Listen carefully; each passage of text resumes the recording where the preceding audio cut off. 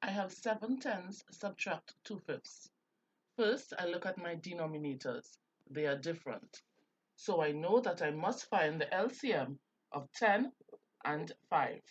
Remember that when finding the LCM, I must only use prime numbers. My LCM here is 10. I must now convert my both fractions to tenths.